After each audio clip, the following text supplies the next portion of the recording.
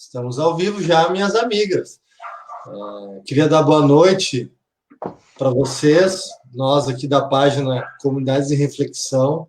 É uma grande honra, um grande prazer receber hoje para um bate-papo aqui duas militantes, duas mulheres que são exemplo de luta mesmo. A gente sempre tem uma frase que eu sempre repito, eu sou repetitivo às vezes, mas faz parte do jogo, né? A gente sempre brinca que o movimento comunitário é a ponta da espada, né? E eu acho que vocês representam bem isso mesmo, sabe? Que em momentos difíceis, né? E não só agora, mas uma história de luta são exemplo do que é possível fazer com pouca coisa, do que o movimento comunitário é capaz de fazer, do que o movimento negro é capaz de fazer, todo mundo junto, né? Remando para o mesmo lado. Então, ter duas mulheres hoje que são da linha de frente mesmo da luta é um prazer, assim, conversar com quem fala apenas do que pratica. Isso é de uma preciosidade para nós, assim, sem tamanho, sem difícil de mensurar, né? Então, é um prazer tê-las aqui. Já vou passar a palavra para vocês, para se apresentar e contar um pouquinho da história de cada uma, né? E depois a gente entra na nossa pauta aqui no dia de hoje, falar um pouco sobre o movimento comunitário. A pauta é aberta, na verdade, né? É só um pontapé inicial de falar sobre o movimento comunitário, sobre essa pandemia que está aí hoje. Lamentavelmente, a gente bateu um recorde mórbido, né? Um recorde de mortes no Brasil. É uma tragédia que a gente está vivendo, né? O que a gente já sabia está se consolidando cada vez mais. Hoje nós batemos aí o número triste de 17.408 novos casos de mortes, contabilizando mais de 270 mil confirmados, né? E vocês vão saber muito mais, porque são da saúde explorar esses números, né? Porque tem a questão da subnotificação. Isso aqui são só números oficiais. A gente sabe que é imensamente maior o impacto dessa pandemia no nosso país. Então, no dia de hoje, também serve de reflexão, né? Todo esse cenário triste que a gente está vivendo no país. E a gente sabe que, para mais uma vez nesse país, quem vai pagar essa conta são as nossas comunidades e a classe dos trabalhadores, né? Então, já passo para vocês a bola aí e repito que é um grande prazer tê-las aqui na nossa página. Vocês decidem quem começa. Com toda a honra, Rosane. Toda reverência a quem vem antes, sempre, sempre. Eu fiquei muito grata, né? E muito, vamos dizer, né? Assim, lisonjeada pelo Fabiano ter me convidado para participar, né? Dessa conversa. E eu vou me apresentar. Meu nome é Rosane Pires, né? O pessoal me conhece como Rô. Eu já venho de uma luta bem mais, né, antiga, né, na questão desde a época da UNE, né, da União dos Estudantes, na época de 80, né, aonde eu vou entrar participando dessa luta, sendo, eu acho que dos poucos negros na época, assim, da minha geração, né? Tem outras gerações, mas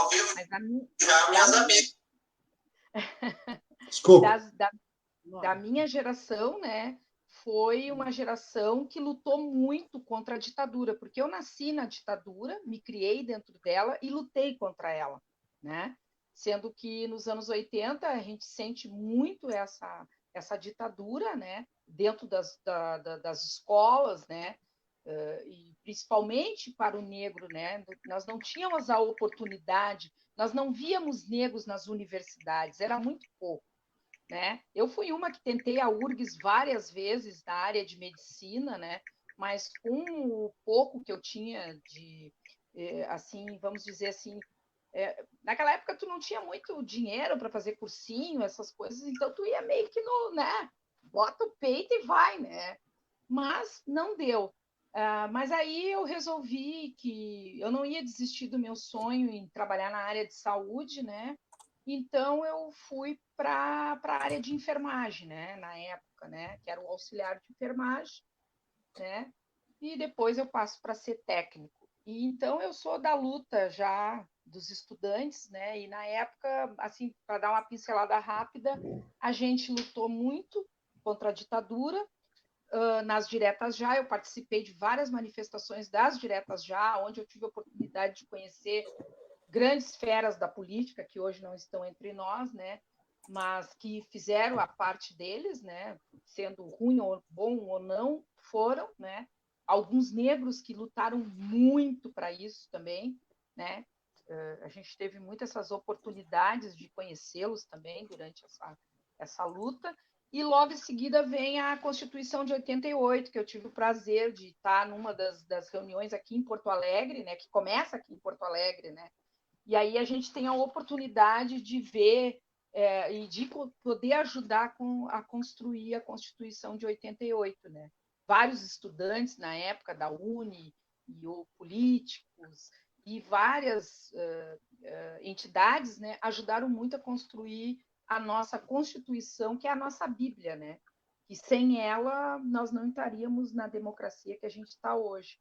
A gente apanhou muito da polícia na época, mas eu acho que valeu a pena. E quando eu olho para trás e vejo toda essa luta da política, toda essa luta nossa, principalmente dos negros, eu me emociono, porque eu vejo gurias como a Daiane, que está aí, que é a nossa segmento, que é a nossa liderança aí do povo jovem, né? Que não, como tu também, né, Fabiano, não estão desistindo, né? Estão aí nas comunidades, né? Lutando, trazendo luz para todo mundo, né? Isso que me deixa feliz, entendeu? Essa luta nossa, né? E eu sou só uma pontinha da ponta do iceberg de outros que vieram antes de mim e dos que vão vir ainda, né? Então, eu sou a Rosane Pires, eu faço parte de Viamão, né? Sempre lutando por Viamão e Porto Alegre junto, né? Porque as comunidades são unidas, né? Elas são unidas, e então eu faço essa parte aí. E trabalhei muito tempo com a área da saúde, as pessoas todas me conhecem pela área da saúde, por trabalhar junto nas comunidades, assim, orientando, ajudando, fazendo o que eu posso e o que eu não posso, para que as pessoas tenham saúde digna, tenham dignidade de saúde, que é isso que o meu maior sonho, é que a gente pudesse dar saúde para todos, dentro do nosso grande SUS, que eu defendo até o final da minha vida, defendo o SUS. Legal. Antes de passar a palavra para a Daiana, eu já mandei o link para vocês, então vocês podem compartilhar ali, que daí mais pessoas, os amigos de vocês na rede ali vão poder também acompanhar esse nosso bate-papo. Daiana, vai lá. Pois então.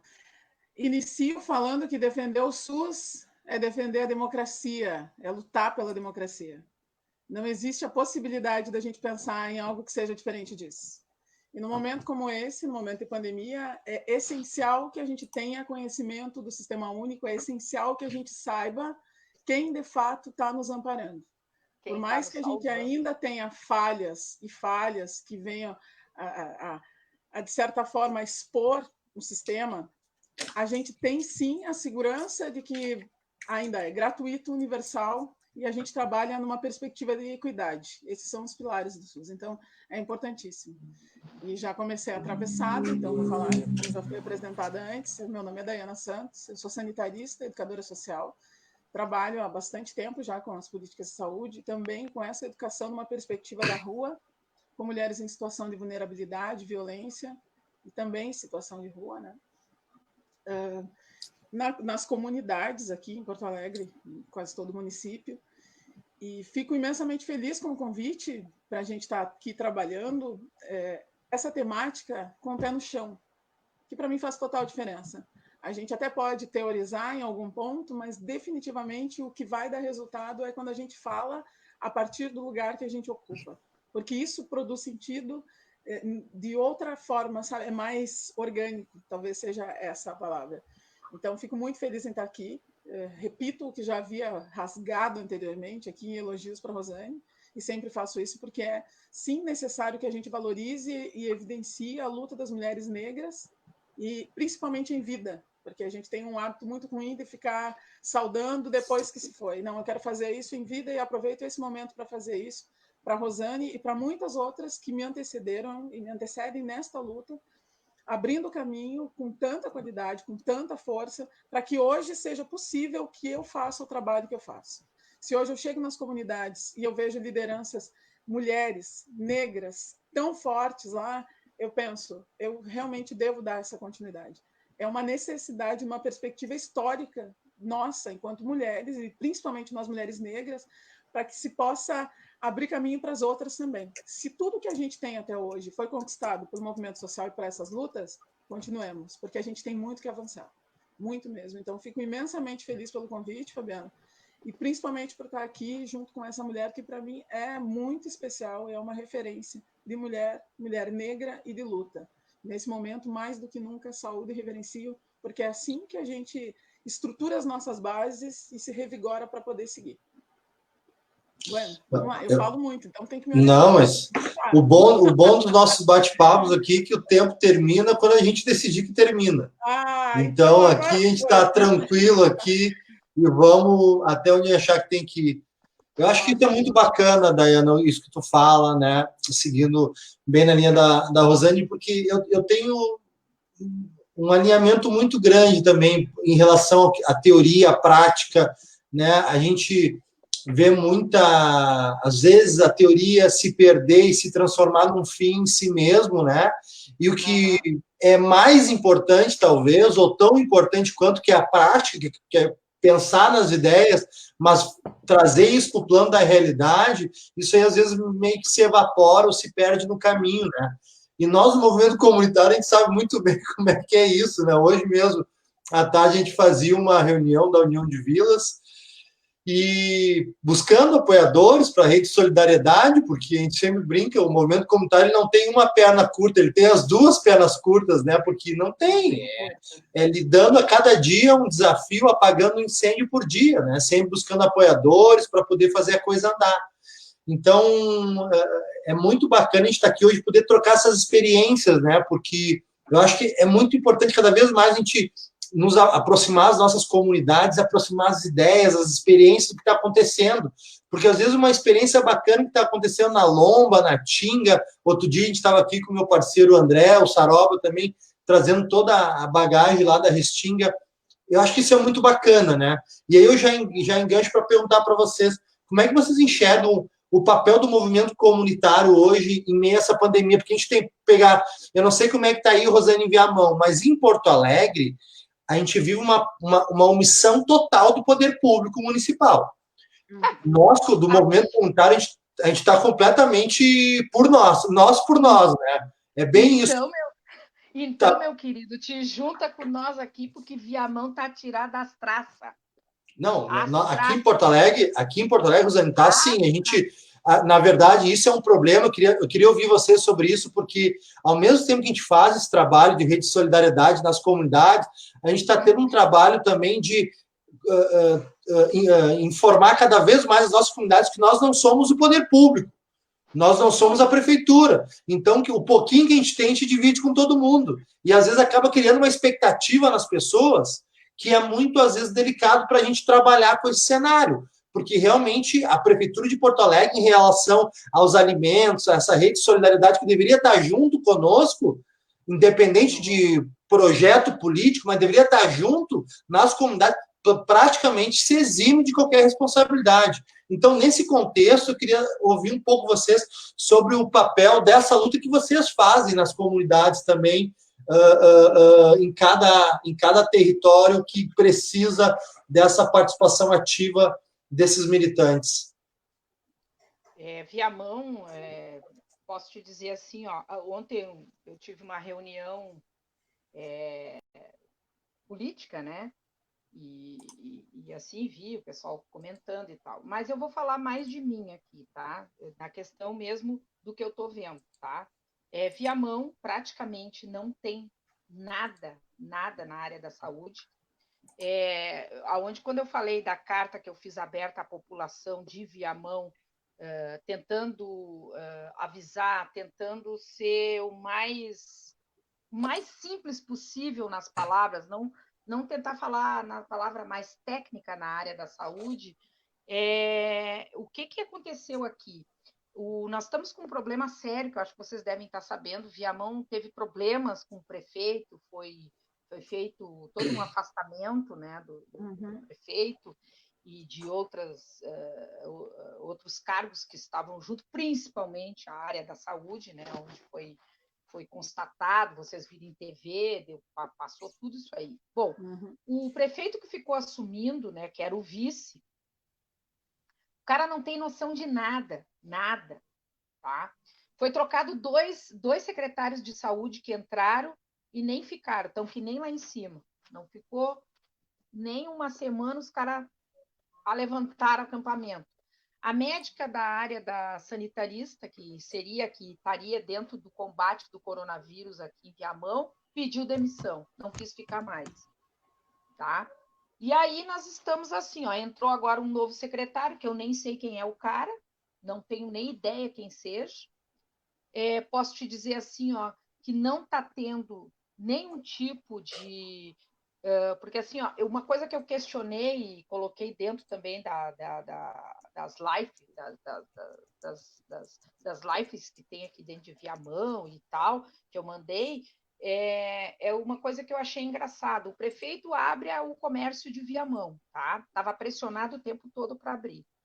Ele me abre sem ter um hospital de campanha, porque Viamão o hospital não vai conseguir atender a população, porque eu não estou pensando na população da onde eu moro, que eu moro no centro de Viamão, vamos dizer. Eu estou falando da população da Santa Isabel, da Júlia, das periferias mesmo, aquele pessoalzinho que está lá. Essa era a minha preocupação. Não abriram um hospital, não fizeram um hospital campanha, não abriram mais leitos no hospital, os postos de saúde estavam fechados, não tinha vacina, um dia chegava, outro dia não chegava, não tinha nada. Não, aliás, não tem nada. E o cara foi lá e me abriu o comércio. Pensa bem, cara. Pensa bem, tu atender uma população de 200 e tantos habitantes dentro de Viamão. Como é que tu vai fazer quando começar a dar o surto mesmo? Vai morrer gente na porta, é o que eu botei na carta aberta. Vai morrer gente na porta do hospital e na única UPA que tem. Porque não vai chegar, não vai ter médico para todo mundo, enfermeiro para todo mundo. Imagina, é o que eu disse, vocês vão ficar como Manaus, vai morrer gente na porta. E aí o que acontece? O que tu vai fazer para ajudar essas comunidades? Bom, aí no primeiro foco, até eu coloquei aqui para não esquecer, no primeiro foco, daí todo mundo resolveu ajudar. Vamos pegar, fulano, vamos coletar rancho básico para ajudar. Aí eu vi todo mundo se movimentando. Agora eu não tenho visto nada mais. Foi só no primeiro momento do primeiro mês de março, entre março e abril, estavam fazendo a coleta dos ranchos básicos. E agora? E o restante? E o que fica para esse povo? Né? Então, assim, ó, a minha questão e a minha grande preocupação é as comunidades. Como é que esse povo vai ser atendido quando começar a chegar com sintoma leve? Tudo bem, mas e os sintomas de grave a gravíssimo? Como é que tu faz? Tu tem só 15 leitos dentro do hospital com respirador, se não tiver quebrado, né? Porque eu trabalhei dentro do hospital de Viamão, conheço bem a realidade desse hospital. Trabalhei no HPS, trabalhei no Hospital de Viamão, trabalhei na PUC, então eu conheço a realidade de vários hospitais, fora os particulares que eu conheço. Moinhos, Mãe de Deus, Divina Providência, entendeu? Então, o Hospital de Viamão é sucateado, ele é um hospital sucateado. Como é que tu vai atender as pessoas? Com 2 médicos no plantão para atender? Como é que fica, né? Então, assim, ó, Viamão está praticamente a Léo. Agora mesmo falei com o conselho do rapaz do Conselho de Saúde daqui de Viamão, porque entrou uma denúncia de questão de que, assim, não estão dando álcool gel nas lojas, não estão controlando nada. Isso eu já tinha visto e já tinha botado também. E aí o meu colega falou, isso é Viamão, gente. Não tem mais o que fazer. A gente já tentou, já denunciamos para o Ministério Público, já fizemos tudo que a gente podia fazer. E aí? E a população assim, ó, circulando, sabe? É como tu disse ali, Fábio, as pessoas não estão usando máscara adequadamente, né? Usam máscara aqui ou uso aqui, mas não uso aqui. As pessoas tocando o tempo todo, as pessoas se querendo chegar perto. Não é uma questão que a gente não quer que chegue perto, mas agora o momento é isolamento. Eu falo contigo lá e estou aqui. Não, as pessoas estão se amontoando nas filas. Né? Uma verdadeira larápia. Tá tudo muito louco. E uma coisa que me preocupou, Fábio, também, e Daiane, foi essa questão do domingo aí, para vocês em Porto Alegre, na questão da orla. Cara, eu botei as duas mãos na cabeça como enfermeira, porque eu estou pensando nos meus colegas que estão lá, ó, na linha de frente. Porque uma colega, eu perdi uma colega do Conceição, tá? Eu perdi uma colega do Conceição. Então, assim, ó, eu sei bem o que é a correria. Deve estar aquilo lá pegando fogo, entendeu? Mas eu botei as duas mãos na cabeça quando eu vi aquele mundaréu de gente na orla do Guaíba. Eu pensei assim, meu Deus, não vai ter lugar para ninguém. Porque o que está ali na orla é tudo, como eu brinco, magnata. E quando chegar a nossa vez, nós, periférico, quem é que vai nos atender? Eu faço sempre essa pergunta.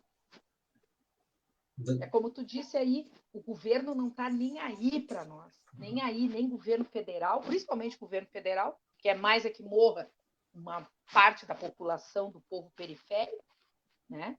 Que é o que ele está fazendo, né? Matando, principalmente o povo negro, né? Porque quem vai para a vala é nós que vamos, né? E a situação está assim. O governo do estado só promete, que está mandando dinheiro para as prefeituras, mas qual é as prefeituras que estão ganhando esses dinheiro? Cadê esse dinheiro? Porque eu fiz uma pergunta ontem aqui em Viamão, que diz que está vindo 35 mil para Viamão, sei lá qual é o valor que está, 350 mil, 35 mil, não sei qual é o valor que está vindo do governo federal para o combate da coronavírus. E aí eu perguntei para esse menino da saúde, tá, e onde é que está o dinheiro que está vindo? Vai para onde? Para que parte vai? Para quem vai? Vamos para as comunidades? Vamos fazer um hospital de campanha para atender essa população? Vamos pegar um pouco desse dinheiro e dar um pouco de comida para esse povo que não tem comida? Eu não sei o que mata, se é o vírus ou se é a fome, gente. Rosane, isso que tu fala é muito verdadeiro. Daiana, eu vi que tu tá envolvida também numa rede de solidariedade, né? E a questão dos alimentos. E isso eu acho que o que a Rosane fala é profundo e toca diretamente nas comunidades, que é a questão do dilema entre o alimento e o isolamento.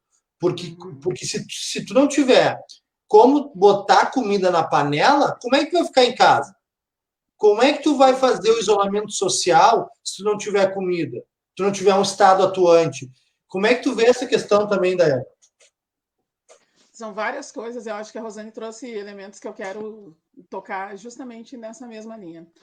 Primeiro de tudo é que não tem como a gente pensar em produzir saúde em nenhum momento se a gente não tem o mínimo, o básico de uma estrutura, um bom exemplo, a comida na mesa.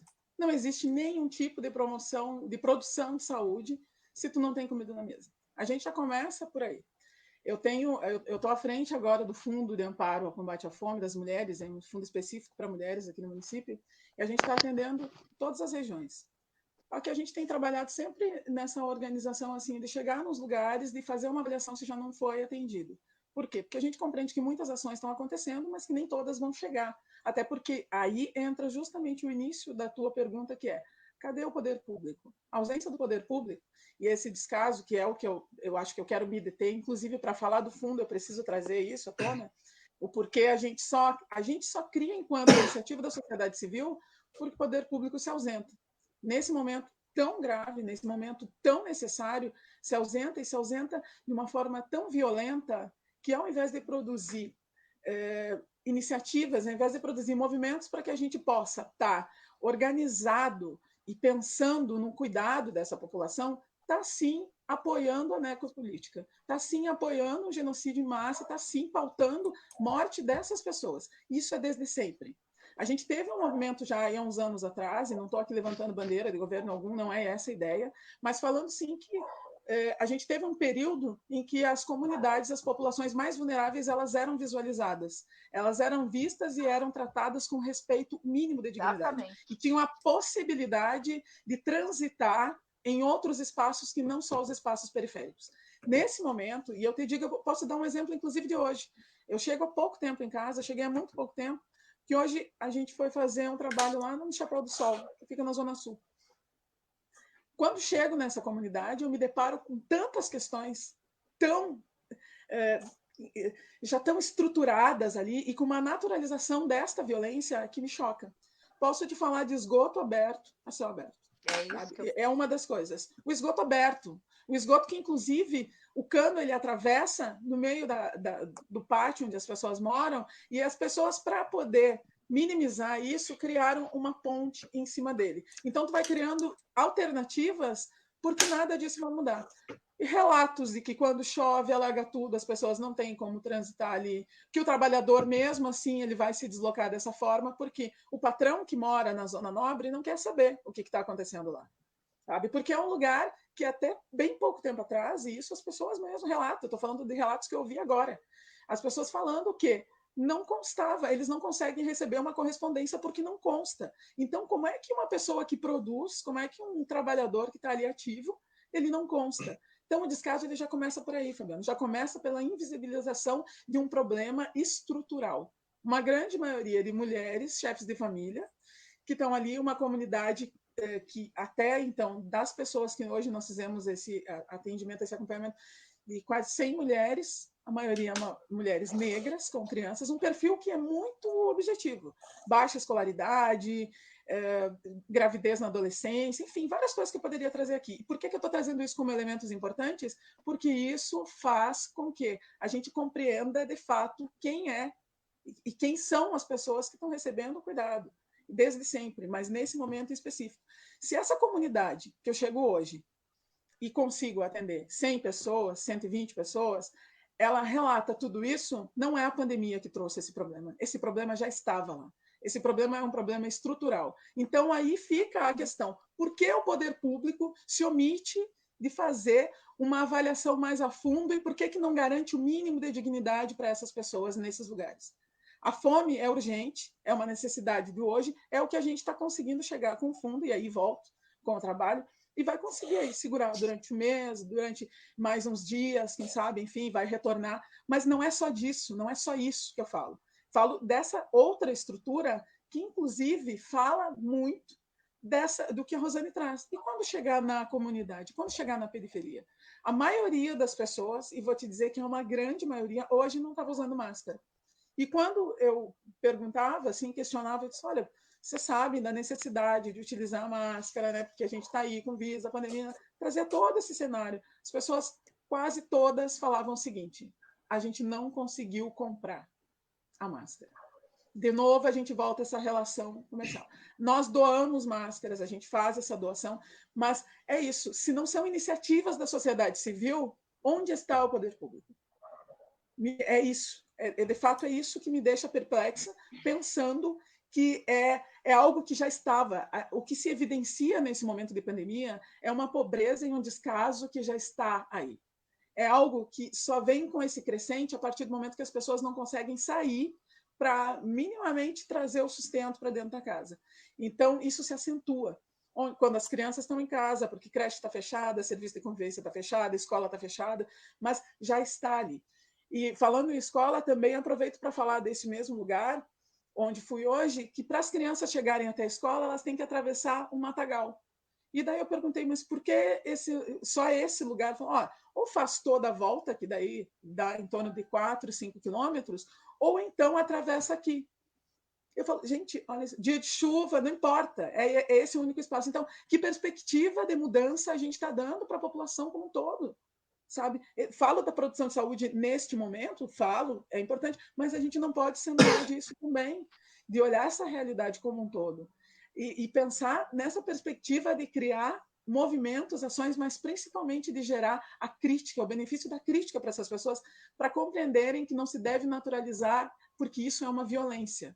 É talvez uma das mais perversas violências que o Estado produza sobre esses corpos. Porque a partir do momento em que tu faz com que eles se sintam culpabilizados, de fato, quem está vencendo é o capital. E é por isso que fica muito fácil de dizer, voltem a trabalhar. Porque as pessoas, neste momento, não são valorizadas de nenhuma forma. Mas isso, como disse, já é um crescente. Então, é importantíssimo compreender que a comida que a gente leva até esses lugares, ela vai, sim, ser muito bem-vinda, é muito bem recebida e é necessária, mas ela é pontual. Nós temos um problema que é muito maior.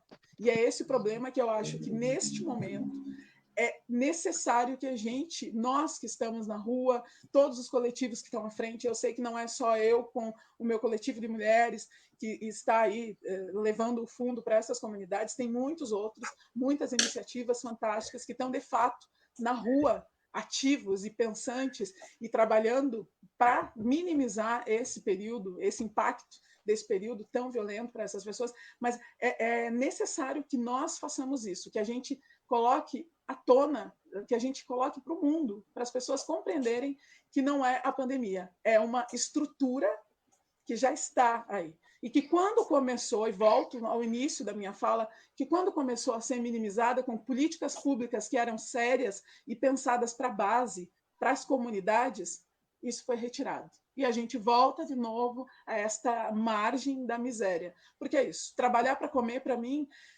assim, a margem da miséria. Quando tu não consegue sequer pensar em cultura, lazer, quando tu não olha para uma comunidade que não tem uma praça para que as crianças possam brincar, quando tu não tem um espaço digno para que tu possa fazer, e falo isso mesmo dentro das casas, vamos fazer o isolamento numa casa de 2x2, com 8, 9, 10 pessoas dentro, isso é desumano, sabe? Eu acho que a gente precisa repensar toda essa estrutura, porque definitivamente, e fico feliz também com isso, em pensar que o molde de sociedade que a gente tinha não vai retornar. Ao menos isso me deixa muito feliz, porque a gente não tem mais como voltar a esse estado falido, sabe? É isso que promoveu e promove toda essa miséria. Então, compreender essas relações e compreender a violência que é, e trago essa palavra novamente à tona porque isso é violento.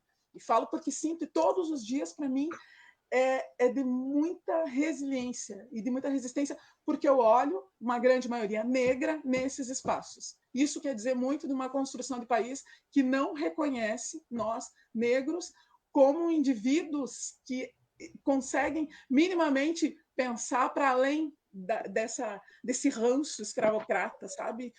Colonizado ainda, colonização de mente. Então, acho que é necessário a gente pensar em todas essas estruturas, e trago um monte de elementos, e todos esses eu trago para falar de saúde. Porque é isso, não dá para falar de saúde sem trazer tudo isso, porque saúde é exatamente isso, é o todo, é o indivíduo em sua complexidade. Porque saúde mental, a gente poderia ficar aqui falando horas e horas em torno disso, porque é necessário. Enquanto a gente não conseguir compreender que tudo promove, tudo produz saúde, a gente está falido. E é isso que está acontecendo. Daí não adianta, inclusive, apontar o sistema único, que é graças a ele que ainda se consegue um mínimo de atendimento. E eu acho que depois eu trago à tona outras questões, já me prolonguei demais, mas é basicamente isso. Me corta, Fabiano, pelo Deus, me fala para parar. Não, aqui estamos tranquilos aqui. Aqui a gente fala o que a gente achar que tem que falar e no tempo que tem que falar. Eu só queria, para passar a bola para a Rosane, pegar um aspecto que a Dayana traz, que a Dayana falando, eu lembrava do livro do Paulo Freire, né, Pedagogia do Oprimido. E aí tem uma passagem lá que é o que a Dayana nos ilustrou agora, que eu também considero uma das maiores violências que são cometidas contra as nossas comunidades, contra as nossas famílias na periferia, que é a naturalização da violação de direitos, né? A gente nasce e cresce na vila achando que faltar água é normal, que faltar luz é normal, que muitas vezes não ter o que comer é normal, que todo esse cenário de absoluta violência à dignidade das pessoas é algo natural, e que se tem algum culpado, esse culpado somos nós mesmos. Talvez esse seja o jogo mais maquiavélico e também mais inteligente do sistema, porque ele delega a responsabilidade dele para as pessoas, para o oprimido. Então, é uma frase lá do Paulo Freire que ilustra assim, muito o que a gente está falando, que ele diz: a face mais cruel do sistema que nós vivemos é passar a ideia de que a realidade é imutável. Sabe? Em outras palavras, é o que a Daiane falou. O sistema está aí colocado para as nossas comunidades pensar que sempre foi assim e que não tem o que fazer. É assim. A vida é assim, as nossas comunidades são assim, a gente vive uma pandemia, falta tudo, e assim é a vida. Quer dizer, castra as pessoas, ou tenta castrar as pessoas de se levantar contra esse total sistema de opressão.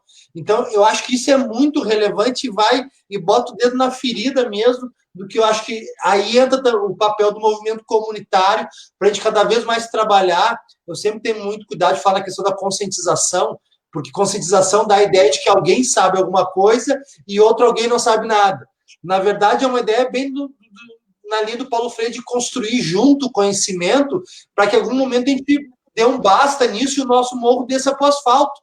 Vai dizer que, escuta aqui, a palhaçada acabou. Agora quem vai determinar os rumos desse país é quem bota esse país de pé, que são o trabalhador da periferia. Rosane, tu que tem uma larga história de luta aí também, o que tu acha dessa violência que eles falam, que a Rosane, que a Daiana muito bem ilustrou aqui em relação às nossas comunidades, que é nos tirar a capacidade de pensar criticamente da nossa realidade? Olha, o que a Daiane falou, ela botou as minhas palavras na boca dela, porque ela estava falando ali e eu fiquei me vendo, eu voltei lá em 80 e voltei nos anos 90, né? Antes de um governo um pouco melhor, um pouco mais, vamos dizer, um pouco mais estável, para, vamos dizer, a democracia, né?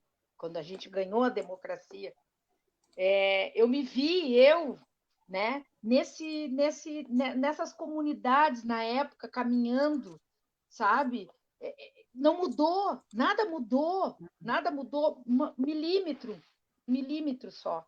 Quando começou -se a fazer casas, né? Quando começou a se dar casa para o povo, quando começou a se dar coisas para o povo, eu sempre digo, essa elite, né? Ela não suporta que nós, da Senzala, vamos para uma universidade, né? E eu fico muito feliz que hoje grandes amigos, filhos de amigos estão nas universidades e também já estão formados como médicos negros, sabe? O meu maior orgulho é ver esse pessoal como a Daiane e outros, que entraram dentro da URGS, sabe?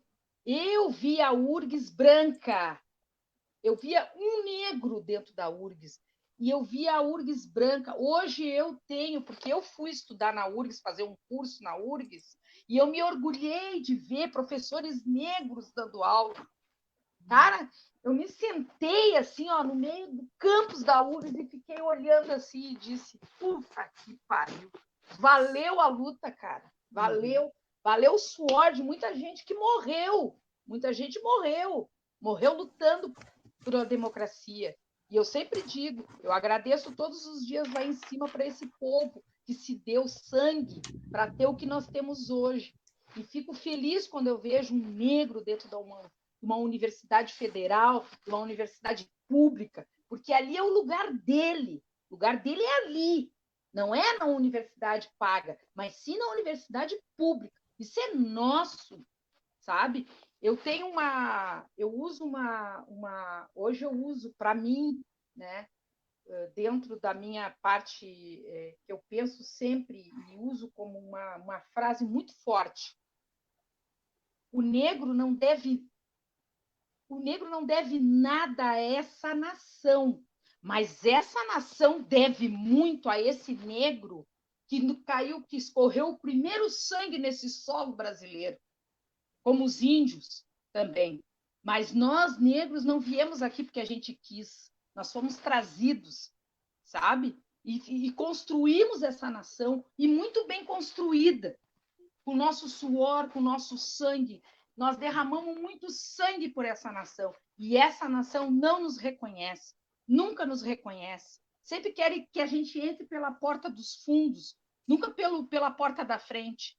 Eu vou te dizer, como negra, como mulher negra, como a minha luta que eu tenho até hoje, eu fiz muita gente me respeitar. Gente de alta, hein? Gente que tem PhD, de ter que me respeitar e ter que me reconhecer, sabe?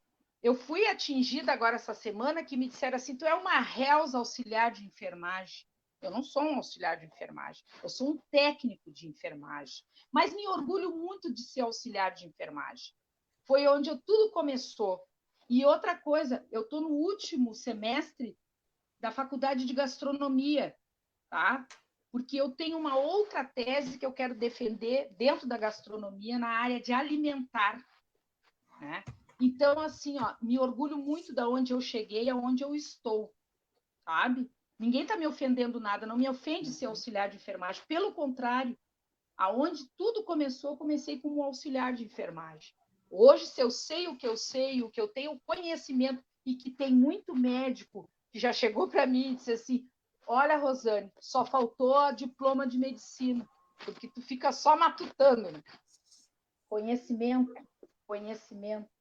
sabedoria e humildade. Eu digo sempre, humildade é tudo. Mas o que a Daiane falou é assim, ó, é certo.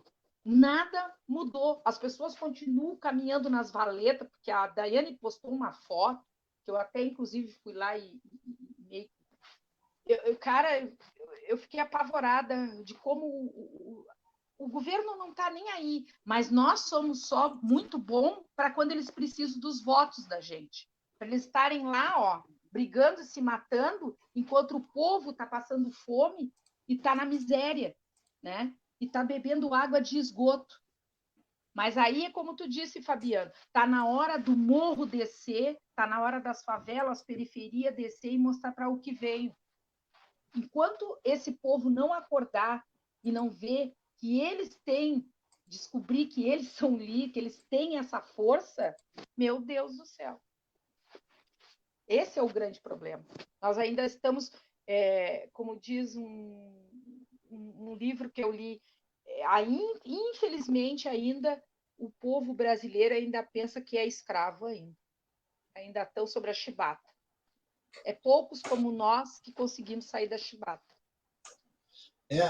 Porque esse sistema capitalista, esse sistema que a gente vive é de um nível de crueldade, e se tem coisa que os caras não são, é amadores.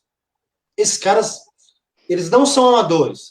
Os caras conseguiram criar um sistema em que tem a capacidade de incutar na cabeça das pessoas, das nossas comunidades, principalmente, de que toda essa miséria faz parte da vida, como se isso fosse algo natural e que não tem o que fazer. Então, isso é uma castração de qualquer possibilidade de se lutar, porque eu vejo muita gente dar o diagnóstico que precisa ser feito no país, né? Reforma tributária, taxação das grandes fortunas, né? Diminuir a balança da desigualdade. Aí eu fico pensando, pô, beleza, o diagnóstico está colocado.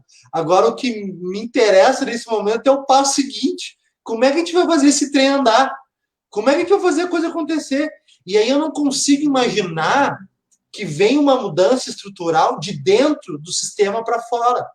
Ou seja, de dentro do Congresso para fora. Por mais que tenhamos guerreiras e guerreiros lá, que são a minoria, mas estão lá peleando, mas eu me custa pensar que essa mudança que a gente tanto quer virá de outro lugar que não as comunidades.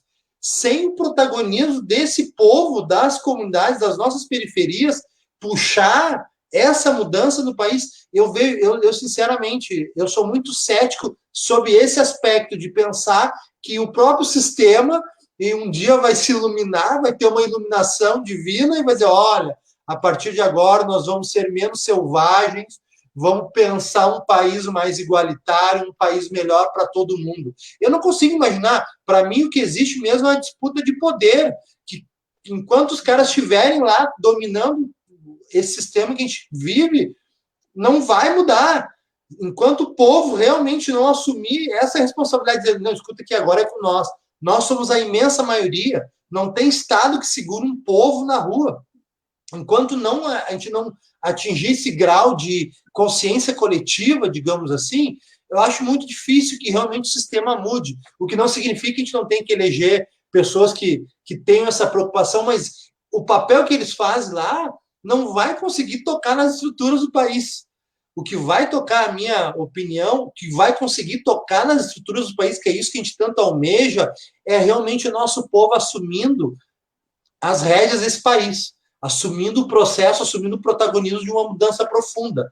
Fora desse contexto de participação, eu acho muito difícil que a gente acorde um belo dia e diga, o sistema realmente mudou a sua forma de pensar, o capitalismo não é mais isso, e as grandes elites desse país estão vendo a classe trabalhadora, que é quem enriqueceu eles, estão vendo a classe trabalhadora de forma diferente.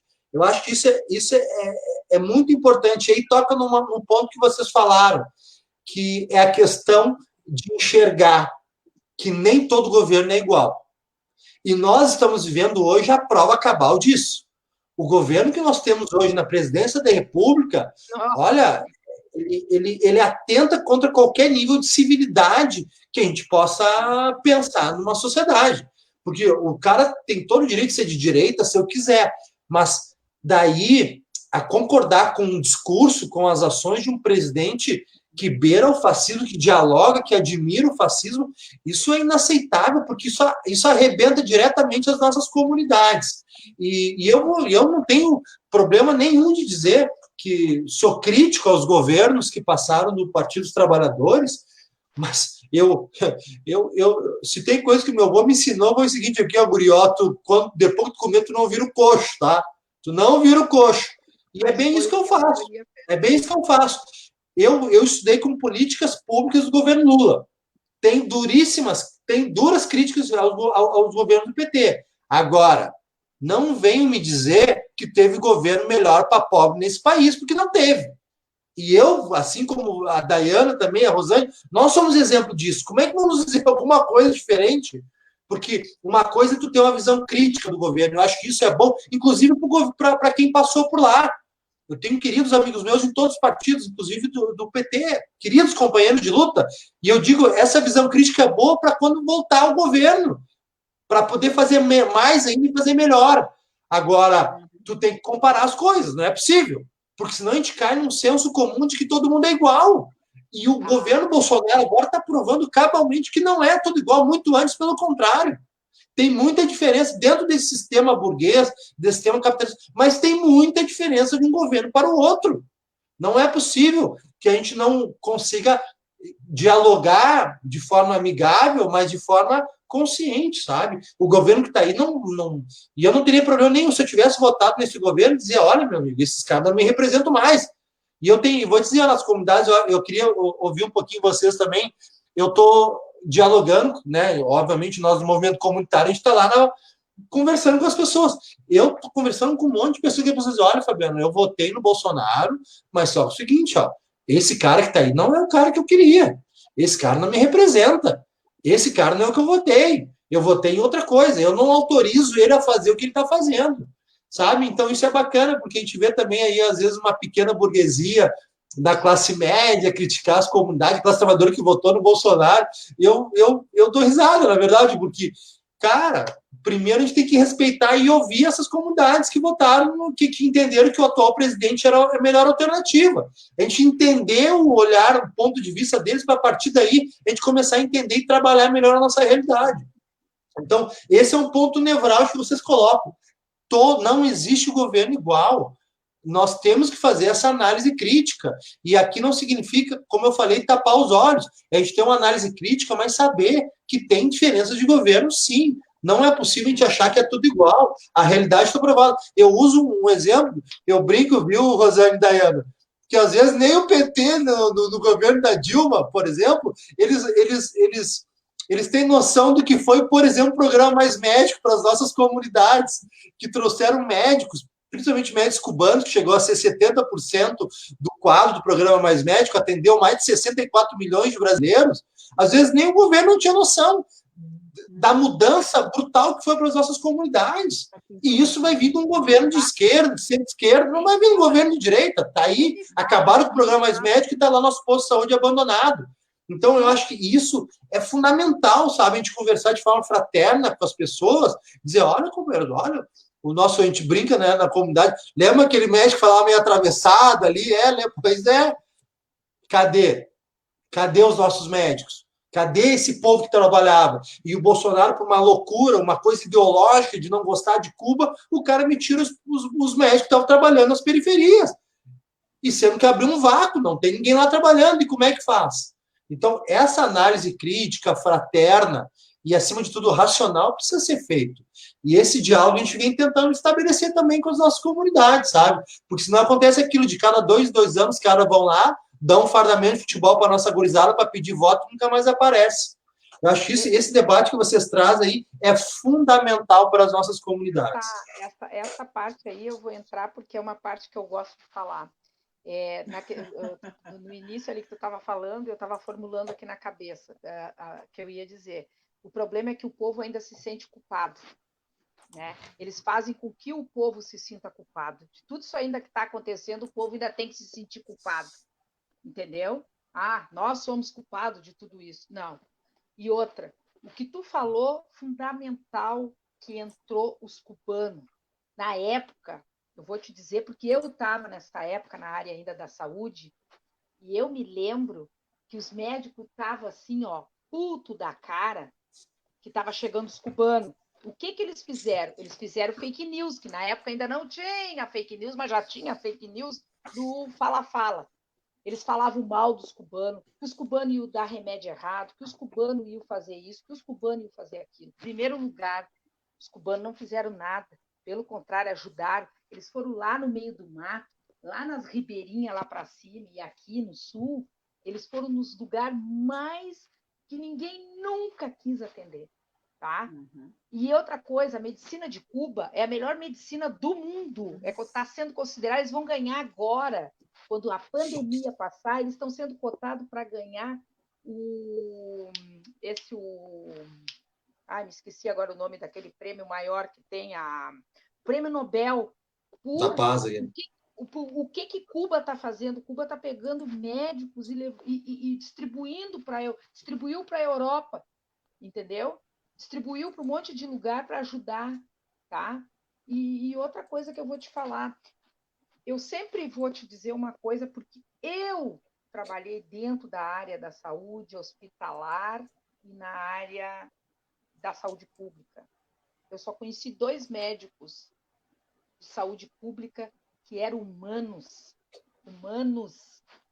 O resto não chega, não deixa. Chegou a pessoa da comunidade, sujinho, sabe? Não tem água para tomar o seu banhozinho, escovar o seu dentinho, o cara atender lá na porta. Isso me revoltava o estômago. Só que eu não posso falar, eu sou simplesmente um enfermeiro.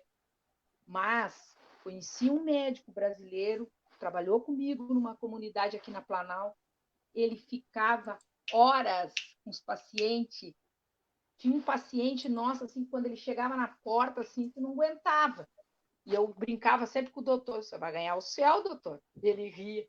Por quê, Rosane? Porque o senhor trata as pessoas com humanidade. Eu não tinha visto ainda um médico brasileiro trabalhar com humanidade.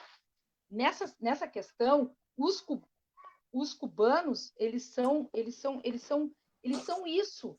Os cubanos vão nas casas, sentam, tomam um café, conversam, sabe? Dão aquele apoio para as pessoas, entendeu? Então, é uma coisa muito, muito, muito bonita. Por quê? Porque uma coisa eu concluí, a nossa medicina brasileira, ela é feita para a elite. Ela nunca foi feita para a comunidade, para a periferia e para a favela. Ela foi feita para a elite. Tanto é que quando eles se formam na área de medicina, ninguém quer trabalhar lá nos interior ou lá no meio das grotas, lá, que nem eu digo, lá nas ribeirinhas. Todo mundo quer ficar aqui na cidade. entendeu? Não querem atender a população pobre que chega lá só com o chinelinho amarradinho com ferro no meio. Isso aí eles não querem. Eles não querem atender pessoas que têm vários tipos de doença que a gente tem que atender, né? Que a Daiane sabe disso, né? Das doenças causadoras dentro das periferias, que são várias e várias e várias. Tem médico que não quer chegar perto. Isso eu te digo. Eu sei porque eu já vi médico chegar e olhar com cara de nojo. Então, assim, ó, essa medicina brasileira ela tem que mudar também essa questão humanitária. Eles têm que ser mais humanos que eles não são. Eu sei, eu falo porque eu trabalhei com muito médico e a coisa não funciona na beleza. Porque, aí falaram mal dos cubanos, que os cubanos eram isso, que os cubanos eram aquilo. Não é. Cuba trabalha com medicina humanitária, que é a melhor medicina que eu sempre digo, a melhor medicina que tem. Porque se o paciente, eu vejo assim, por esse médico que eu trabalhei com ele, né, que a gente trabalhou junto, que era brasileiro. As pessoas chegavam lá assim, ai, doutor, eu tô mal, doutor, vamos sentar, vamos conversar, o que que houve? Para aí que eu já resolvo. Então, assim, eu ficava olhando para ele trabalhar e eu dizia para ele, cara, tu não existe na medicina brasileira, porque todos que eu trabalhei não eram assim que nem tu. Eles, Rosane, as pessoas precisam ser ouvidas. Aprende isso. Até na tua área. Escuta, ouve e depois tu vai acalmando, vai conversando, que as coisas a gente vai botando tudo. E aí saía as pessoas felizes, dando risada. Sabe o que era um médico chegar, tu chegar na porta do poço, tu abrir e as pessoas chegar com melancia, com fruta, para ele, pelo atendimento dele. E aí tu vê o que é medicina mesmo, aquela medicina de amor, de carinho, de humanidade mesmo. Então, assim, ó, e vou te dizer mais, eu já nem falo mais desse governo, porque eu já estou até, sabe, cansada de falar desse governo. Esse governo, eu digo sempre, é um genocida. Eles querem matar, como eu digo agora, ele não pode fazer uma câmara de gás para botar nós tudo e matar nós, porque eu não sei qual é a raiva dele com nós. Eu não sei, eu não entendi ainda, que é o primeiro presidente que eu vejo que odeia nós, odeia as comunidades, odeia todo mundo, né? Ele vai tocar cloroquina goela abaixo para todo mundo. E hoje eu acabei de assistir uma live de uma bióloga doutorada. A mulher tem assim, ó, tudo que é tipo de curso que tu possa imaginar nas costas. Ela fez uma live com 3 médicos, ela botou os médicos no chinelo. Ela disse quem são os colegas há de concordar que cloroquina não serve para nada, né? Vocês estão muito equivocados. Cloroquina, ela serve para malária e para imunodeficiência, as pessoas que têm a imunidade baixa por outras doenças, como a lúpus. Agora, para a Covid-19, vocês há de convir que ela não faz efeito nenhum. Ela vai matar, porque a cloroquina, ela, para pacientes que têm problemas cardíacos, é um passo para a pessoa subir para cima, né? Ela vai fazer a escala assim, ó, direto. Como também para vários pacientes com outros problemas também. Então, ela estava explicando, os colegas há de concordar que cloroquina não serve para muita coisa. Porque vocês querem, como é que ela explicou? Eles querem dizer isso para o povo, olha só, eles já estão instalando isso aí na cabeça do povo, que pode sair, bater perna que tem cloroquina. Aí, sabe, tu tentar entender essa lógica que eles estão fazendo da cloroquina, que estão vendendo, porque o governo, o louco do genocida, mandou fazer em grande escala o exército para vender cloroquina, ou sei lá o que ele quer fazer com a cloroquina, que nem o Trump, né? Tocar goela abaixo em todo mundo, de um remédio que não foi constatado principalmente pelo pessoal da ciência. Porque o que está nos ajudando o isolamento social? É a ciência. É a ciência que diz que nós temos que ficar socados dentro de casa, sair o menos possível, até que se encontre uma vacina ou uma medicação que possa tornar melhor a vida de todo mundo. Mas não, eles estão tentando colocar na cabeça das pessoas, fulano, tira a máscara, caminha, porque tem cloroquina. A cloroquina só serve não serve para, vamos dizer assim, o Covid-19 ele é viral, né? E a cloroquina não é um remédio viral, não é que nem um Tamiflu, que nem foi, que vocês não sentiram a pancada do HN1, que na época eu estava já trabalhando nessa época. Por que a gente não sentiu uma pandemia? Por que a gente não chegou nesse extremo que nós estamos? Porque nós tinha Tamiflu já.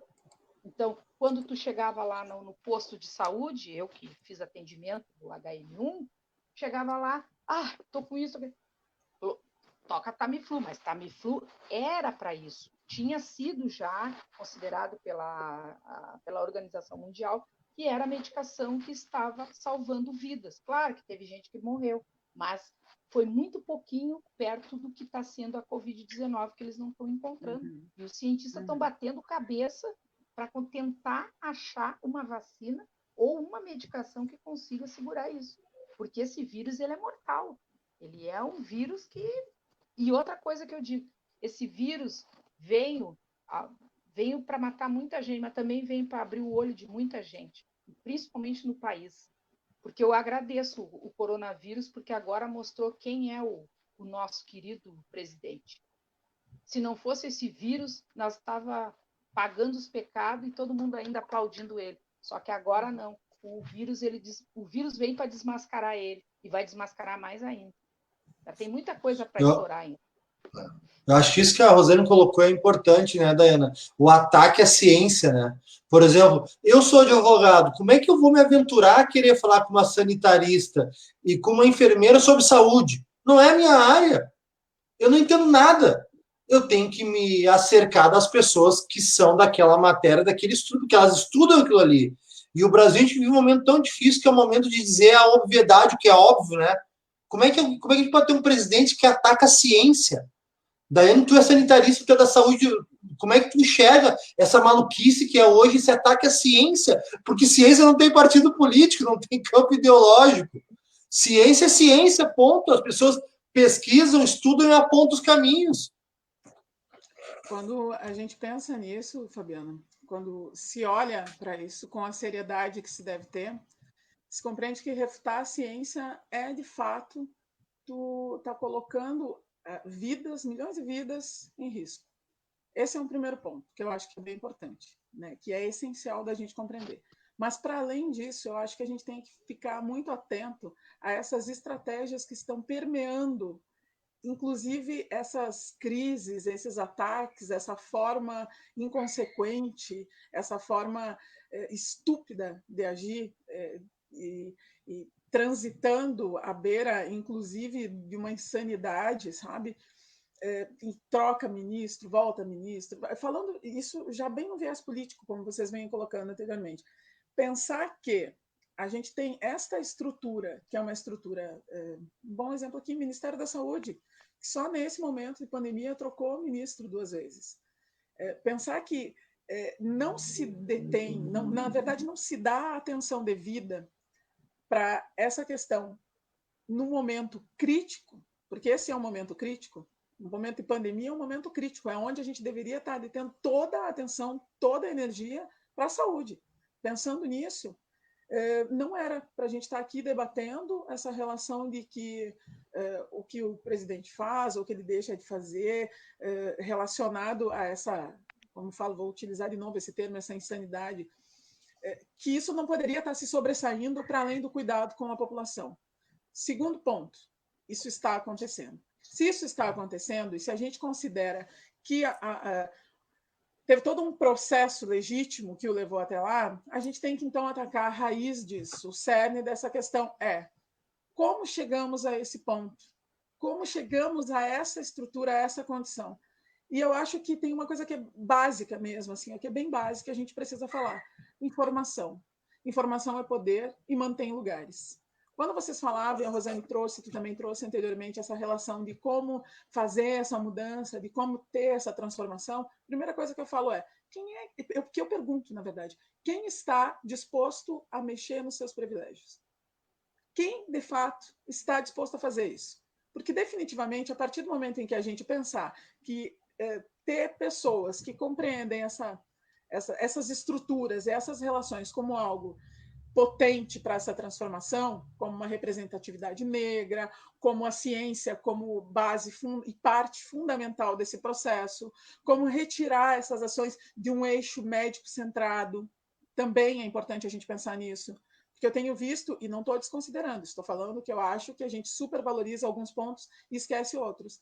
Eu tenho visto muito, a gente valoriza, agradece aos médicos, eu acho que sim, é importante fazer isso, mas a gente tem na linha de frente enfermeiros, tem técnicos, tem todo um pessoal que está na rua, que ainda está na rua, como os agentes comunitários, que é fundamental nesse processo. É fundamental, se faz fundamental nesse momento, para se compreender.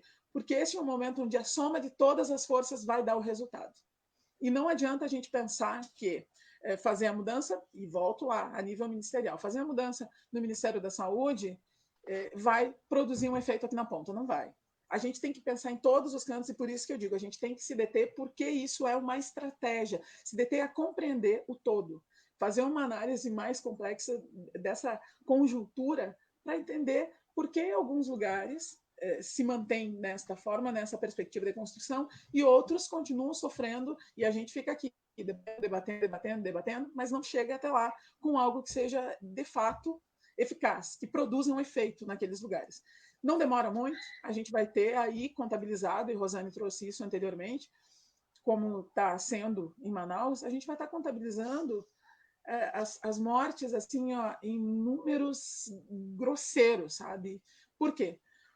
Porque, mesmo com o sistema único que ainda nos atende, eu acho que tem uma única coisa, e a Rosane falava e eu estava pensando nisso, a gente não trabalha educação em saúde, e nem a promoção em saúde nunca, nunca. Por quê? Mas isso deveria ser da atenção básica, Diana, concordo? É na atenção básica que se faz isso. Mas daí uma unidade de saúde sobrecarregada, com profissionais sobrecarregados, que tem que fazer, inclusive, uma parte administrativa, e estou aqui falando daquilo que eu vejo, estou falando daquilo que eu sei, que eu tenho conhecimento, por colegas que trabalham e falam, e relatam isso constantemente. Então, uma atenção básica sobrecarregada não consegue dar conta. Até faz ações, faz. Tem lugares que também tem, que eu acho que são casos de muito sucesso relacionados a isso, mas não pode ser pontual. A gente não tem este hábito. Tanto que, se a gente pensar que no momento em que as pessoas estão trazendo aqui a cloroquina como a salvação da lavoura, como se fala, e de um vírus em que lavar as mãos e utilizar álcool gel, que é higiene, acaba combatendo ele, a gente compreende que, olha o abismo que tem. Para uns a cloroquina, para outros água e sabão. Tem lugares que a gente não tem água, tem lugares que a gente não tem o mínimo da estrutura, tem pessoas que não conseguem comprar este sabão para utilizar com esta água que também não tem. Então, a gente tem uma distância colossal e é preciso compreender isso. É isso. Tá, Daiana, mas daí tu está trazendo coisas aqui que agora a gente não vai conseguir combater. Mas a gente vai precisar falar sobre isso para fazer este novo momento. Porque senão a gente vai passar por esse período contabilizando mortes, e essas mortes a gente já sabe de onde vão vir. Porque se o primeiro e o segundo caso no Brasil, um país que está aí por dia somando aos montes, e os primeiros casos foi um porteiro e uma empregada doméstica, eu consigo compreender muito bem quem são as pessoas que vão sofrer com isso no restante. Quando isso chegar nas comunidades, a gente sabe o que vai acontecer de fato.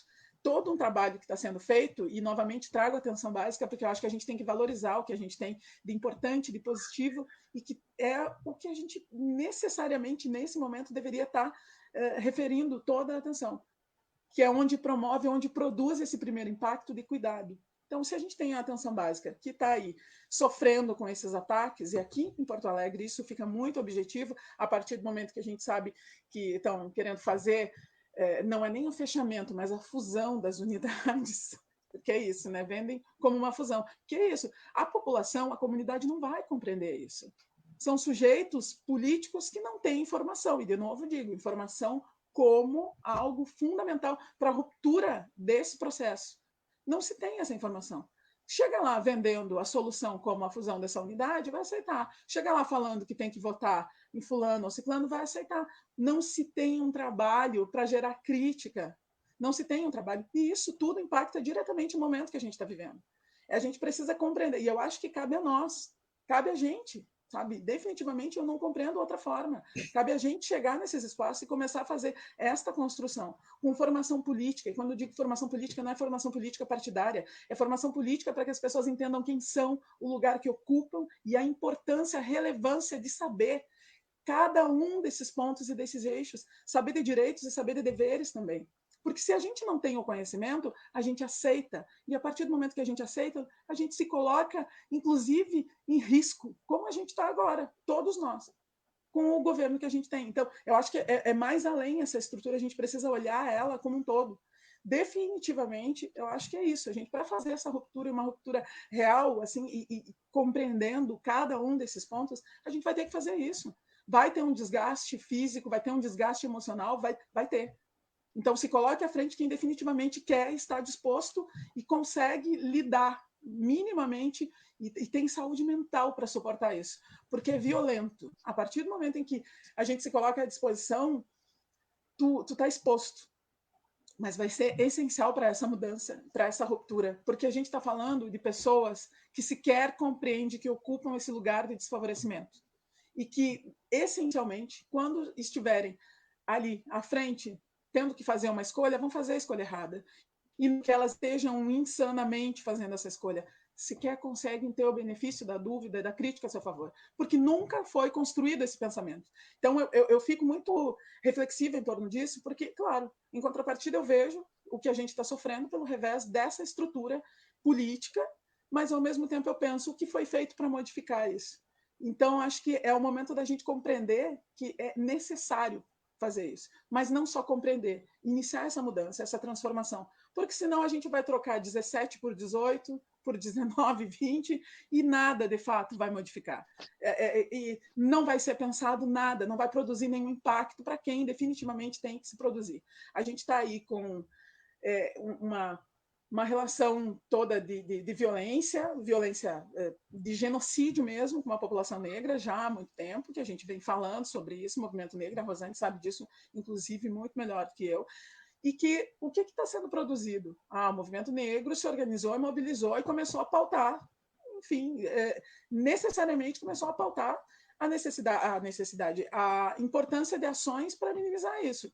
Teve um impacto? Teve impacto. Não é ainda o que a gente quer? Não é ainda o que a gente quer. Mas já teve um movimento, já teve uma mobilização em torno disso. Vai ser assim também. A saúde, a educação, os serviços básicos, essenciais, serviço social. E eu te falo isso muito tomada por essa emoção de quem transita por lugares onde as pessoas sequer conseguem entender quais são os direitos.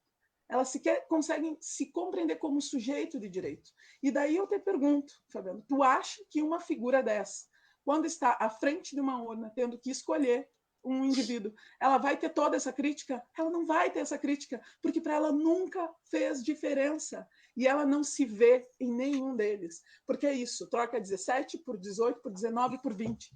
Quando a gente vai promover essa mudança real, é quando a gente se colocar à frente desses processos e fizer esta formação. Para mim, não tem outra forma de ter essa ruptura se não for trabalhando nas comunidades à base, como já havia feito há um tempo atrás, e a gente já trouxe isso, mas trabalhando com essa seriedade, com a responsabilidade necessária, porque as pessoas precisam ter crítica para fazer essa ruptura. Caso contrário, nada avança. E não avança mesmo. E daí a gente vai ficar vendo aí os grandes teóricos, os grandes filósofos, cientistas políticos falando, olha, é porque votou isso, é porque fez aquilo. Cara, nunca colocou o pé no chão, no barro, nunca ouviu a população, não conhece as comunidades, não sabe como é que funciona essas entranhas. As pessoas saem às 6 da manhã e voltam às 8 da noite. Ninguém sequer consegue ter tempo, porque daí, de novo, vem nos atravessando o capital pela necessidade só de colocar comida na mesa, tu entende? Então, é uma relação de tanta violência, e trago sempre essa palavra porque é isso, é a perversidade e a violência de um sistema que vai nos matando, vai nos aniquilando enquanto sujeito. Se a gente não retomar isso, se a gente não for, mesmo que tenha aqui, assim, ó, de porta em porta, esses movimentos, eu sei de muitos movimentos que têm essa disposição, se não for de porta em porta, para trabalhar nessa perspectiva de uma reconstrução, inclusive da fé desses indivíduos nesta humanidade, a gente está perdido, meu velho. Porque nada mais produz, sabe? Nada mais produz. As pessoas estão cansadas. As pessoas estão cansadas de tudo. de um todo que vai matando dia a dia. Todos os dias se morre um pouco. Todos os dias, pela violência desta mão pesada que está aqui, ó, em cima de nós. E se somos negros, periféricos, mulheres, transexuais, travestis, LGBTs, né, lésbicas, que não sequer podem ainda demonstrar o afeto, né, porque é isso, porque até isso incomoda. Aí tu imagina como fica, né? É uma relação muito perversa. Então, para mim, se não houver isso, se a gente não tiver um debate sério para desconstruir isso, a gente está perdido. A aniquilação está aí. Todos os dias se mata, todos os dias se morre. A gente morre um pouco a cada dia. A única diferença é que a gente tem ao nosso lado o benefício da crítica, que faz com que a gente coloque a cabeça no travesseiro, dê aquela balançada, mas no outro dia pense assim, olha, preciso voltar, porque vai ser ainda pior se eu ficar aqui, porque senão não se consegue fazer isso. Então, eu acho que é importante a gente olhar isso assim, ó, contextualizando. Eu acho que o que vocês colocam, na verdade, a aula que vocês dão aqui é muito relevante, porque é bem nessa linha. Outro dia eu conversava aqui num bate-papo com outros queridos companheiros de luta também, e a gente pensava sobre isso, né? A postura, às vezes, até do próprio chamado campo progressista em relação às nossas comunidades, né? E a gente tem que parar com essa história de que é preciso fazer políticas públicas para as comunidades. Na verdade, aí eu vou ao encontro que a Dayana e a Rosane falou, tem que se fazer políticas públicas e se pensar em políticas públicas com as comunidades. Elas têm que estar puxando esse processo. Elas não podem ser tratadas como se fosse um objeto inerte, como se estivesse ali parado, esperando que alguém venha dizer para ela o que é melhor para ela, enquanto política pública, enquanto movimento do Estado para cumprir com o seu dever. Então, eu acho que essa mudança de lógica, eu acho que só vai vir mesmo da organização da sociedade civil, ou seja, dos movimentos comunitários, sabe? Porque realmente o trabalho de base virou um mantra, né? Todo mundo fala, mas aí nós que estamos ali no dia a dia, a gente começa a olhar para os lados e tava, cadê o povo? Cadê o povo, né? Porque realmente trabalhar nas nossas comunidades, eu já falei isso em algumas reuniões dos movimentos sociais aqui em Porto Alegre, olha, meu galo, a situação é a seguinte, eu tenho que trabalhar lá com a bala comendo ou não comendo, tá entendendo? Essa é a situação, entendeu? Não pode, no primeiro zum que dê lá, sair correndo, porque senão não faz sentido. Para estar conosco lá, tem que estar de peito aberto para essa realidade, porque é isso que a gente vê lá. É isso que a gente trabalha, é isso que a gente vive lá. Então, Rosane, eu te passo a palavra, eu acho que isso é fundamental que vocês trazem, né? Não adianta, se não estiver junto, trabalhando na base, e aí eu pego, já te passo a palavra, Rosane, eu tenho um professor lá na Sociologia da URSS, que eu acho muito interessante uma fala que ele tem lá, o professor Marcelo. Quando os alunos chegam para ele e dizem assim, olha, professor, eu quero fazer um trabalho nas comunidades e coisas, aí ele pergunta para os alunos, tá, e quantos anos vocês estão pensando em ficar lá para trabalhar? Porque é bem essa lógica. As pessoas têm a ideia, eu vou lá fazer a revolução em 6 meses. Durante o meu semestre da faculdade, eu vou lá e faço a revolução nas comunidades e depois volto e nunca mais boto os pés. E isso, as nossas comunidades, as nossas lideranças estão saturadas. Né? A confiança só existe compartilhada pelos anos. Senão, não tem como tu pensar em construir algo diferente nas comunidades se não estiver lá naquele trabalho de formiguinha de anos, de longo prazo, não digo nem de médio, mas de longo prazo, que aí não dialoga nem com o pleito eleitoral, não dialoga nem com disputa de poder naquele momento. Se dialoga com algo muito mais profundo, que é a disputa de narrativa de consciência. E para isso a gente tem que estar lá construindo junto, né, Rosane? O que tu falou aí na parte da base, né? Eu falo assim, ó, porque eu, além da minha experiência como técnico de enfermagem, eu fui 8 anos da fundação da FPE, né? Que é a extinta FEBEM, né? Então, tu imagina, eu trabalhei 8 anos trabalhando com criança e adolescente em abrigagem, né? E eu trabalhava diretamente nas comunidades, porque a gente tem que ir lá, né? Conhecer, e tu começa a conhecer essas famílias, tu tem todo Meu Deus, a minha vida em 8 anos eu aprendi muito. E o que tu tá falando é isso aí, sabe? Tem que ser lá na base, tá? Porque muitas crianças entravam para nós, né, dentro da FPE, muitas vezes porque a família não tinha comida. E aí a Daiane sabe disso, dos transtornos que são, e eles acabavam, as crianças acabam indo para as ruas, acabam indo, né, para a parte da marginalidade, né, do tráfico, toda essa função toda, mas na realidade as crianças acabam entrando dentro da fundação para ter um teto e uma comida para comer. Muitas vezes eu vi isso. Porque no período quando a criança entra, né, tu começa a entender todo o processo familiar, todo o processo, por que que aquela criança, por que que o juiz foi lá, tirou, botou dentro do abrigo, né? E muitas vezes tu vai descobrir tanta coisa, meu Deus do céu, que tu é melhor nem falar nessa parte, né? Então eu digo sempre assim, ó, o que tu falou aí, Fabiana, é assim, ó, belíssimo, porque a comunidade ela precisa ter uma consciência, uma coisa que eu tenho trabalhado, conversado com as pessoas de periferia, que eles têm que começar a ter um representante da comunidade dentro dos setores da política, de outros setores, né? Não é só setores digamos, de indústria ou comércio, seja lá o que for, mas eu digo sempre, a comunidade precisa de representação, porque o que nós temos aí hoje, nenhum nos representa. Eu digo sempre, nenhum nos representa. Eu não consigo me identificar com ninguém. A única pessoa que eu me identifiquei, tá? Posso te dizer, a única pessoa que eu me identifiquei sempre, tá? E infelizmente ela acabou sendo assassinada, foi uma pessoa que me representou como mulher negra, como luta, é a Marielle, né? Ela vem a ser a nossa grande inspiração, mas não só a Marielle, como teve outras mulheres negras de outras gerações, como da minha, teve também, de representação.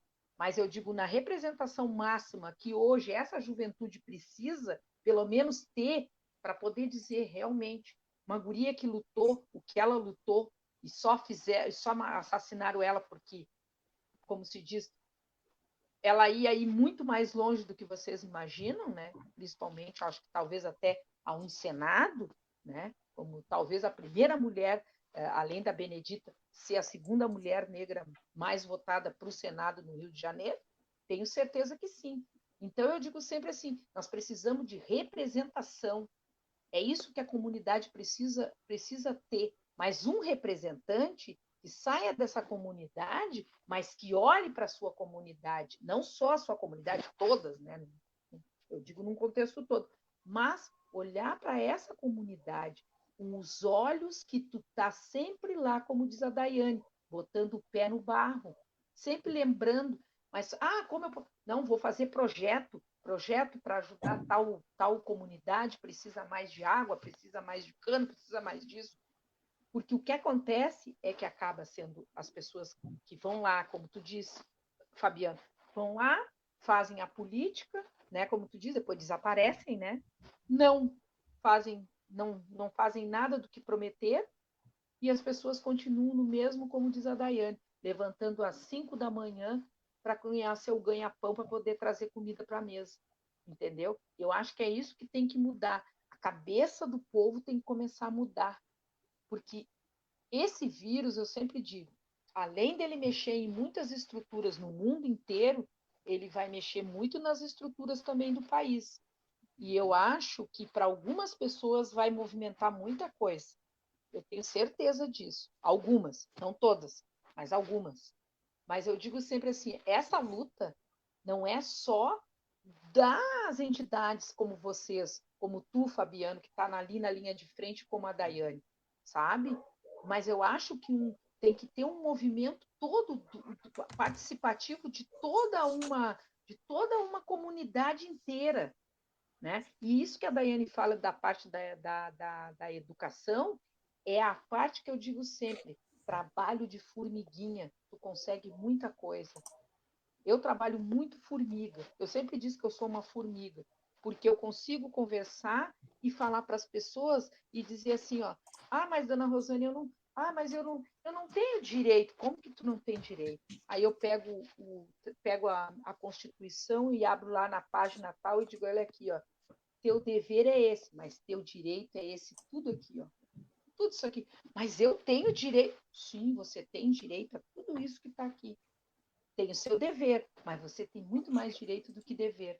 Até porque eu sempre digo, o que me alegra, ao mesmo tempo, é a Constituição por ter, em 88, estar nesse meio, vendo formar essa Constituição, que seria os direitos para todos. Claro, como diz a Daiane, não temos, né?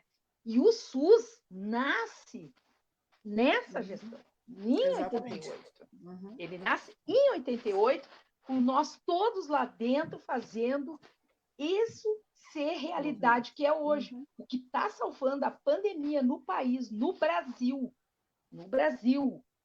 é o SUS, porque nem Alemanha, nem Suíça, nem Itália, nem a Espanha tem o maior número de leitos. Sabe quantos leitos tem o Brasil? Eu tinha anotado, eu acho que é mais de 50 e poucos mil leitos, tá? Leitos de UTI. Pensa bem, e fora o que estão botando agora nessas hospital campanha, mas eu já vi agora na TV que diz que só tem 4 funcionando, né? Imagina, 4 funcionando, 2 em São Paulo e parece que 2 no Rio, e agora parece que que estão fazendo lá em cima por causa do problema lá em Manaus.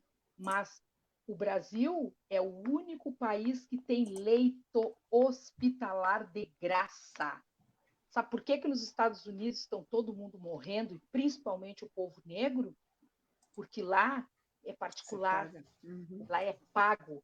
E lá a população negra sofre isso, sente, né? Eu vi uma live do Obama falando, e eu achei assim, né?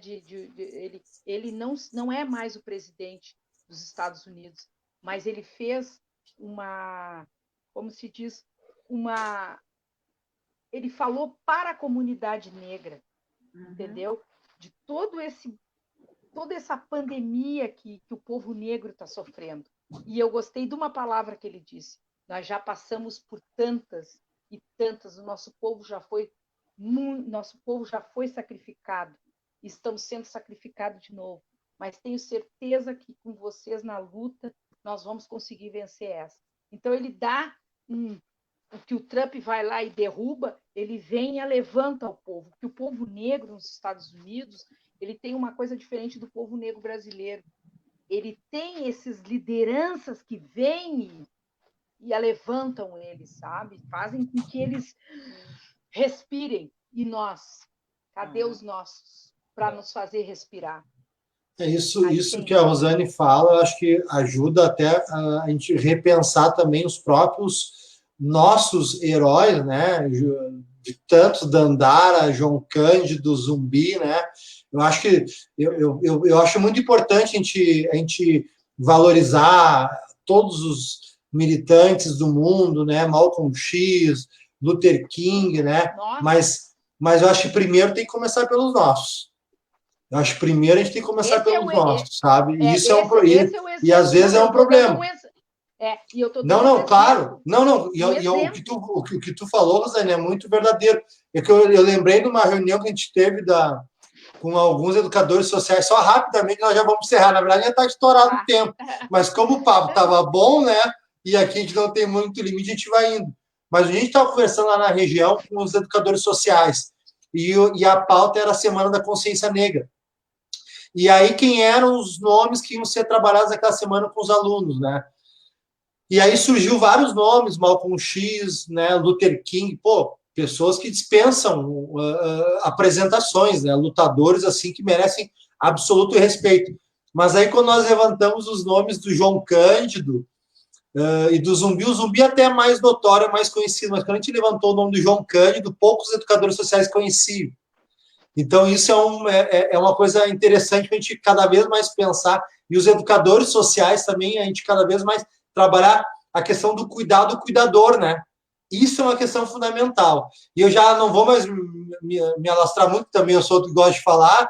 Dayana, queria te passar a palavra já para fazer tuas considerações finais, para a gente já encerrando esse bate-papo aqui, já digo, aqui encerra, aqui a nossa tradição está virando de que quem encerra os nossos bate-papos são os convidados, as convidadas.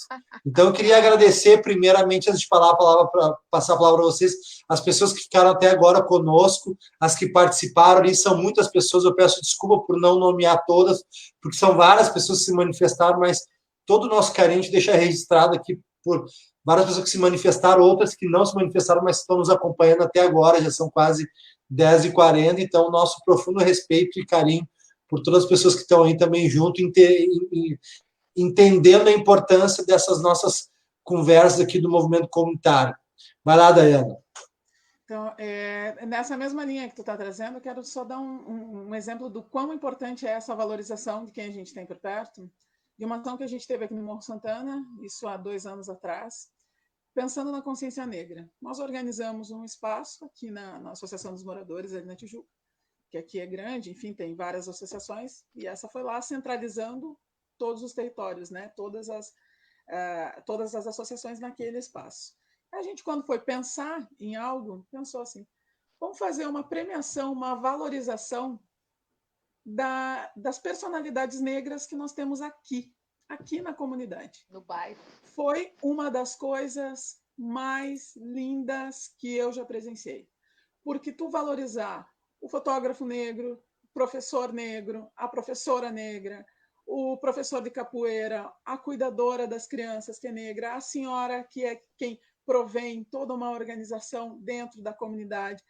Fazer essa valorização para as pessoas, para os negros que estão ativos e atuantes ainda neste momento na comunidade, foi tão lindo. E a gente fez, ainda a Luciana, a professora, que é uma parceirona aqui, a gente fez um certificado e entregou, fez todo um registro de uma cerimônia para a valorização dessas pessoas. Então, tu compreender que é importante isso, tu começar aqui. Porque quem cuida das crianças, o professor que está doando o tempo dele para dar aula de capoeira gratuita à noite, é um cara extremamente importante, é fundamental na educação, na estrutura dessa comunidade. A senhora negra que cuida das crianças porque a creche não deu conta de todos é extremamente importante. É importante, é fundamental nessa estrutura. Considerando sempre que nós, enquanto negros, trabalhamos uma perspectiva de circularidade, onde todos cuidam de todos, onde todos educam todos. Então, fazer isso foi lindo. E quando tu trazia esse exemplo, eu fiquei pensando, eu disse, é isso. É necessário, é essencial que a gente retome o lugar de onde a gente vem, que a gente valorize os nossos. Mais uma vez, estendo aqui o meu agradecimento, principalmente pelo fato de estar dividindo esse espaço com a Roslene. Porque eu acho que é isso, a gente valoriza quem nos antecede e aqui diretamente trago esse agradecimento a ela. Para finalizar mesmo, falo da importância desse espaço, saúdo a ti pelo fato de estar tocando brilhantemente, porque é necessário e essencial que a gente fale para os nossos, na comunidade. Lembrando sempre, não vai ter um salvador, vai ter uma comunidade, vai ter uma organização coletiva que vai fazer este rompimento nesse processo de alienação que é estrategicamente vendido para nós como solução. Então, enquanto a gente não compreender que é o coletivo que transforma, a gente vai continuar atendendo aos interesses desta, que é uma minoria, mas que nos domina, e que quer fazer com que a gente compreenda, se compreenda enquanto minoria. Então, fazer essa ruptura vai ter que ser coletivo. Começar pelas bases, começar pelas comunidades. Compreender quem é e o lugar que ocupa e por que ocupa. Quando a gente começar a entender o porquê das coisas, nosso ganho está aí. Fazer exatamente este movimento, que é lindo, e que produz efeito porque produz sentido. E quando produz sentido, a gente muda, a gente transforma. Ninguém mais volta para o mesmo lugar. Então, saúdo aqui a vocês, a todos os que ficaram aqui nos ouvindo, e é muito feliz estar com vocês neste momento e poder ouvir, refletir, mas principalmente poder trazer para mim assim, ó, questões mais íntimas de uma transformação que também constantemente eu preciso estar vivendo, vivenciando e refazendo em mim, e ouço as palavras da Rosane, e isso produz sentido em mim, ouço o que falo também produz sentido em mim, porque é essencial. Esse período é um período não só de fortalecimento, mas de compreensão dessa estratégia de alienação, como eu já trouxe anteriormente. Então, façamos desses encontros algo que seja potente, uma faísca para a gente seguir nessa modificação, para um novo pensamento, para essa ideia que é coletiva. Para mim, não tem outra forma que não seja essa.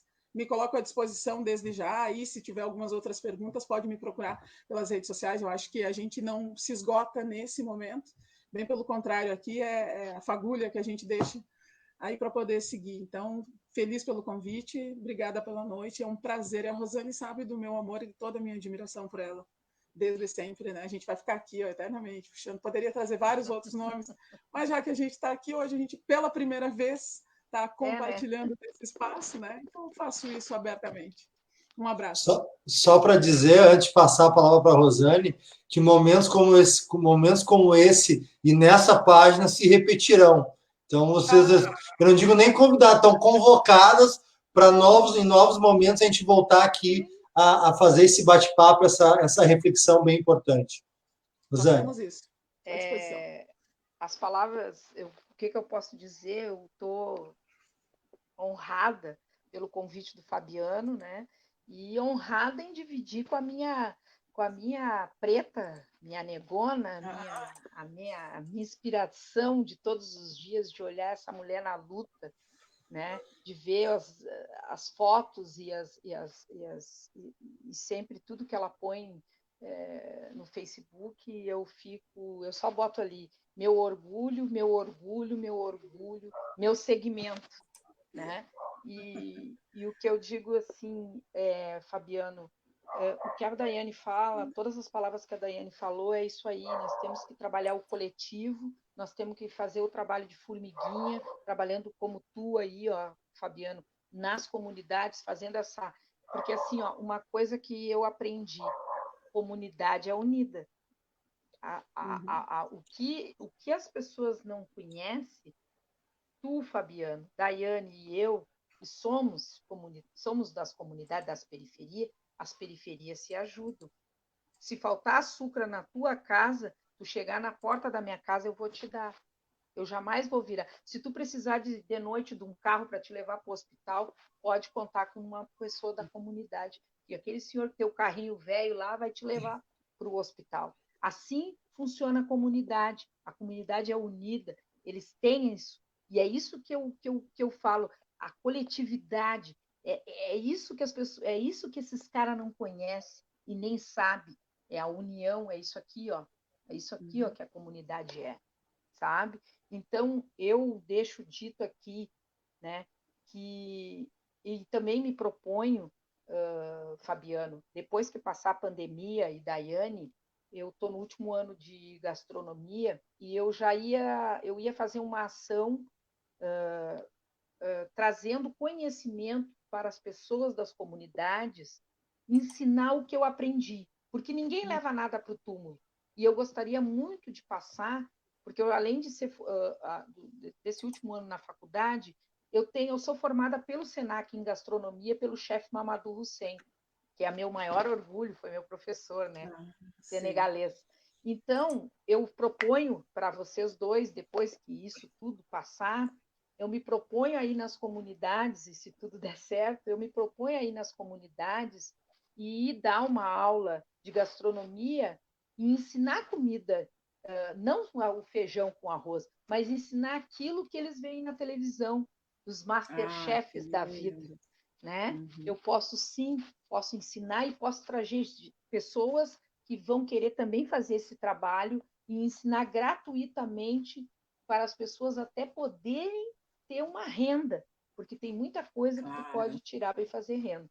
Então, eu me proponho para as duas comunidades da Cruzeiro e da comunidade da Daiane, né, que é imensa também, né, que quando tudo isso passar, vocês podem me chamar, que eu estarei como um bom soldado para ajudar as comunidades.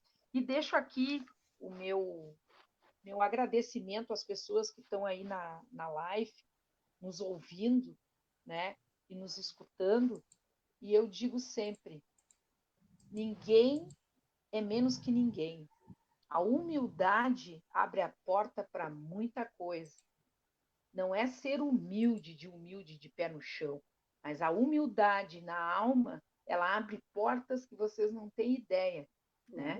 Então eu digo sempre que o Oiá abençoe a todos vocês que estão nos assistindo e a esses desses dois grandes jovens aí, tá?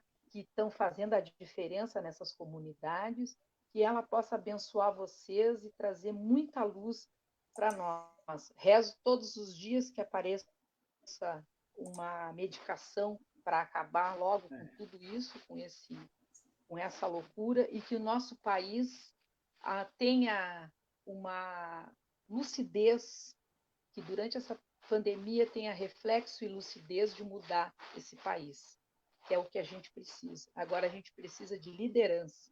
Nós precisamos de alguém que bote de novo esse trem de novo nos trilhos para andar. Não tem muito o que falar, porque a gente já falou tanto, né? Mas eu falo mais em esperança e luz, e muita fé, né? E que o povo continue orando e rezando, e que quem pode fique em casa, né? E se cuide, use máscara sempre que sair e procure o isolamento, não porque você não quer, mas que é necessário agora para salvar vidas e vidas e vidas.